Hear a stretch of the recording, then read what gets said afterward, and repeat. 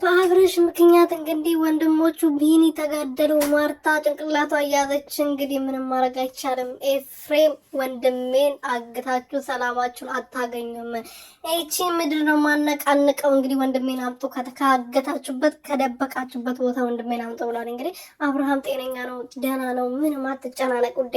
እሱ ፋፍሽ እያለ ነው፣ አየር እየቀየረ ነው እና ሌላ ነገር ልፈልግ አይደለም። እኔን ደግሞ እንዳትሳደቡኝ አደራችሁን። ሰላም ሰላም ቤተሰቦቼ እንዴት ናችሁልኝ? እኔ በጣም ደህና ነኝ፣ እግዚአብሔር ይመስገን። በያላችሁበት ሰላማችሁ ብዙ ትርፍርፍ ይበልልኝ። በዚህ ቤት ለዚህ ቻናል አዲስ የሆናችሁ ሰብስክራይብ፣ ሼር፣ ላይክ እያደረጋችሁ ቤተሰብ ሆኑልኝ። እኔ ወርቆች እንግዲህ ቢኒና ኤፍሬም ዛሬ በድጋሚ ሄርሜላ ቤት ሄደዋል። ሄርሜላ ቤት ሄደው እንግዲህ አብርሃም እህት አለች። አብርሃምን ያገተችው አብርሃምን የወሰደችው እሷ ነች።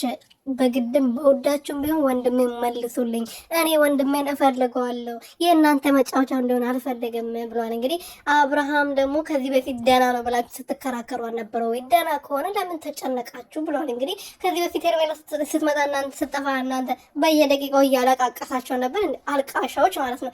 ፍራዬ እኮ አላለቀሰም፣ ቀብር ብሎ በጉልበቶ እየፈለገ ነው። እንደናንተ ዝም ብሎ የሚያዘንን ዝጋ ጢጢ የሚል መሰላችሁ? የኔ ቀብራራ ይፋየ ማለት ነው። እመቺ ካላቢው ሙጭጭ